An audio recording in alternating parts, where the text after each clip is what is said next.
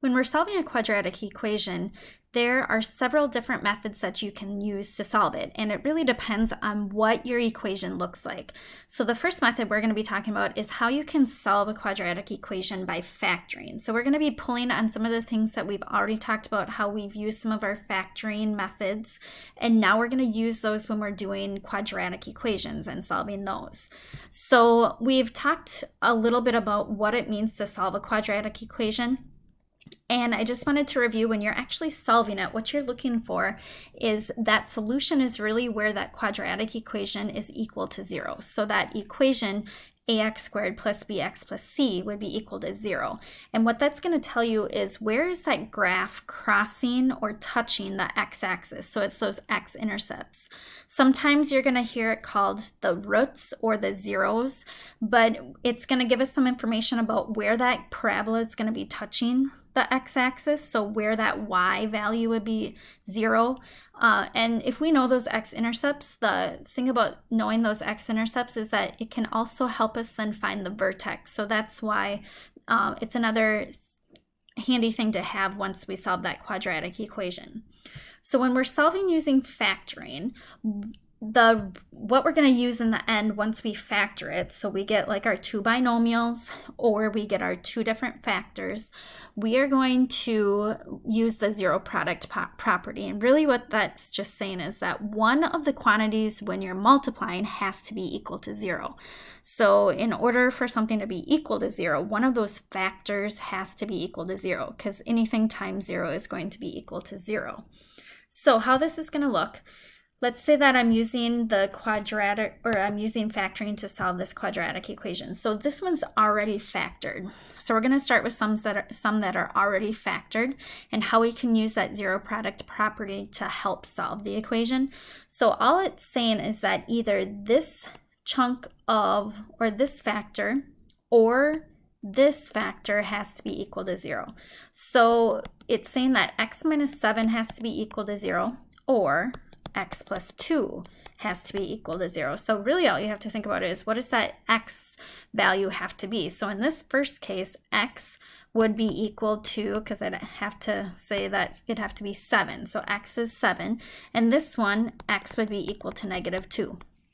So our solutions to this one, when I use that zero product property, would mean that x is equal to 7 and x is equal to negative 2. So the same thing here. One of these factors has to be equal to 0. So I have two possible things that would work. So for that first parenthesis, if I had x is equal to 2, it would make that factor equal to 0. And this one, it would just be that x would have to be equal to 0. So my answers would be that x is equal to 2 or 0.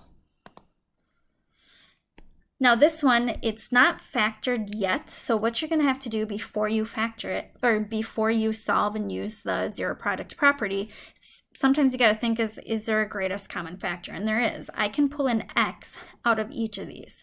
So if I pull an x out of here, I'm going to be left with x plus 8.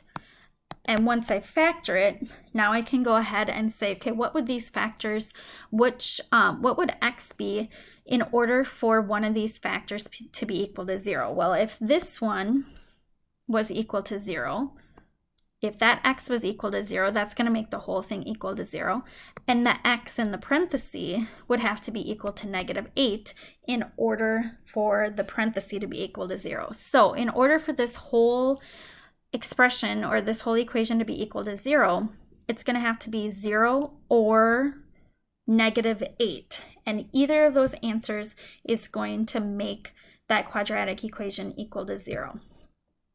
So go ahead and think about what would be the solutions for this one. What could the x values be in order for this factored expression to be equal to 0? So think about that for a moment.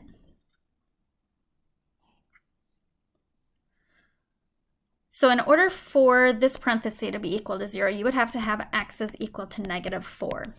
And the x value here would be equal to 3. So x is equal to 3. And I just want to real quickly go through what's this actually mean. So let's say I put negative 4 in for the x value. See how I'm going to put it into both spots. See how that -4 would make this parenthesis equal to 0, and now this parenthesis wouldn't be, but that wouldn't matter because 0 times -7 would give you the 0. And if I put that 3 into both spots, let's say I go 3 in for the x here and 3 in for the x there, see how as long as I can get one of those parentheses equal to 0, that whole thing would be equal to 0. And that's why I have two different answers, because there's two different x values that would make one of the factors equal to 0. Okay, so then we're going to move on to like already having it factored for you in the two binomials, where you're sometimes given a trinomial. So we've done these before where you have a trinomial and you can factor the trinomial. So before you do any solving, you need to get that factored, and then after you factor it, then you can use the zero product property. Now, not all trinomials can be factored, but if they can be factored, this is a method that you're going to want to use. So on one like this is what we've done in the past, where we have a trinomial. The x squared is just x squared. There's no coefficient in front of it. So we had talked about, just to refresh, like we can think, okay, my x method here that I can think what two numbers multiply to be 8 and add to be -6. Well, I know they need to be negatives in order for this -6 when I add them to be negative, and two negatives when I multiply equal +8. So the two numbers would be a -4 and a -2. So if I write that out now, x minus 4 and x minus 2, then you just do what we were doing before. What would the x values be? Well, in the first parenthesis, x would be equal to 4. And in the second parenthesis, x would be equal to 2 to zero that out. So my solution would be x is 4, 4, 2. And that would make the equation equal to 0. Next one here, one thing you do have to be very careful of is you need to make sure that the equation is equal to 0. So if I am looking at this equation, see how it's equal to 21 right now? So what I need to do before I do anything is I need to actually subtract that 21 from both sides and get it equal to 0. And once I do that, now I'm going to factor it. So now I'm going to think, okay, so I have it being multiplied to be -21 and adding to be 4. So since it's a negative when I multiply, I need one positive and one negative. And the positive number is going to be bigger because when I add them, I get a +4. So the two numbers I can think of are 7 and -3. So my factored form would be x plus 7. Whoa, I don't know what that was. There we go. X plus 7 and x minus 3 equals 0. And now I can figure out zero product. One of the parentheses needs to be 0. So here x would be equal to -7.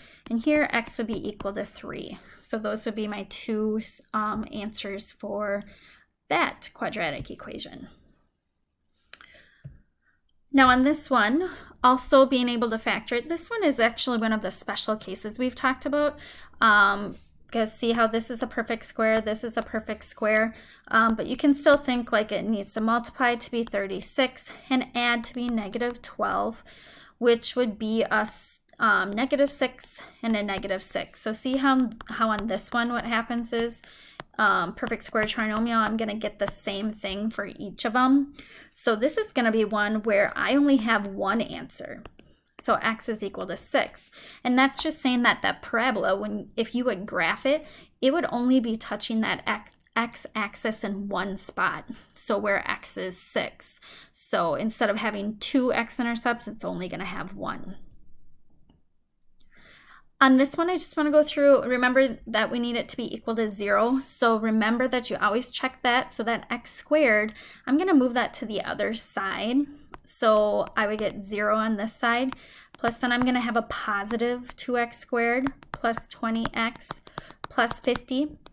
Now, right away, what I would look for, so using our factoring skills that we've talked about when we were doing factoring, you first look at any trinomial and you think, is there a greatest common factor? Especially when you have that coefficient in front of the x squared. So I can see right away that 2 can be pulled from each of those. So I'm going to pull that 2 from each. So I'd get x squared plus 10x plus 25. And then I'm going to do my factoring of that trinomial in the middle. And this one is actually, again, it's going to be a perfect square trinomial. See how these are both perfect squares? So they multiply to be 25 and add to be 10, which would be 5 and 5. So when I factor it, it would end up looking like this: x plus 5 and another x plus 5, or remember, you could write it like this. So this is going to be another example of where you're only going to have one 0, where x is negative 5 in this case, to make this parenthesis equal to 0. And then we're going to look at one final one here, which is a word problem. So this one is talking about the height in feet of a diver above the water can be modeled by this equation. So t is representing the time in seconds after the diver jumps off a platform. Find the time it takes for the diver to reach the water. So if I'm thinking about this equation and the time to reach the water, the height of when that diver is reaching the water is going to be 0. So if you're talking about something in the air, flying like a ball or a diver or whatever, so when I'm looking at the ball hitting the ground, or the diver in this case reaching the water, the height would be 0. So like when we're solving our quadratic equations. So it's equal to 0. We're looking to see when the height is 0. So I'm going to solve this equation. And the first thing I'm looking for is to see, is there a greatest common factor? Which there is going to be a greatest common factor of this.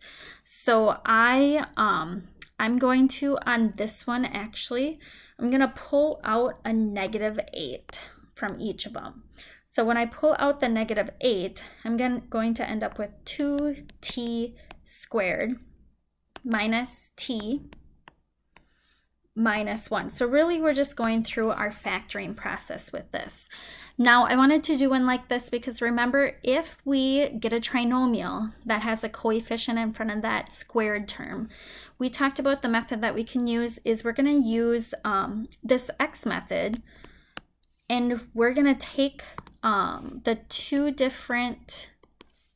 number here, 2 and the negative 1, and I'm going to multiply those and get negative 2. And then we know it's going to add to be a negative 1. We're trying to expand this trinomial into 4 terms. So the two numbers I think about here would be a negative 2 and a 1. So I'm going to rewrite this as 2t squared minus 2t plus 1t minus 1. So I just broke that middle term into 2 parts. I hate using t's. They always look like pluses. I really try to avoid using them. It drives me crazy. It's very confusing. That's just a little vent I had. Okay, now I'm going to go and I'm going to group them. So I'm going to group the first parenthesis. I'm going to pull out a 2t. So I'd end up with t minus 1.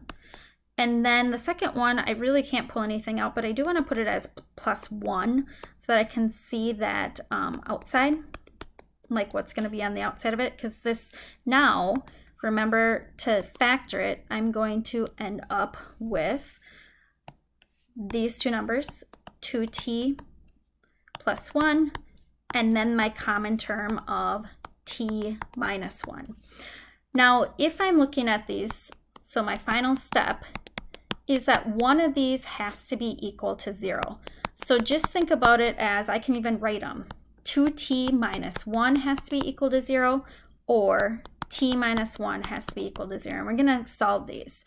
So if I go and I'm going to, I think I had a mistake. This was supposed to be a plus 1. I didn't copy it down right. There we go. So I'm going to subtract 1 from both sides. I get 2t equals negative 1.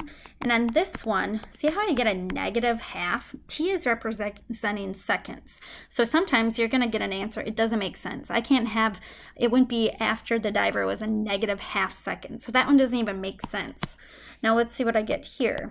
So this 0 makes a lot more sense. So after 1 second, that diver would be in the water. So sometimes you get your 2 zeros, but in a situation, one of the answers doesn't actually make sense.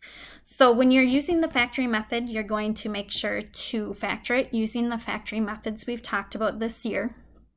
And then you're going to use that zero product property because one of those factors has to be equal to 0.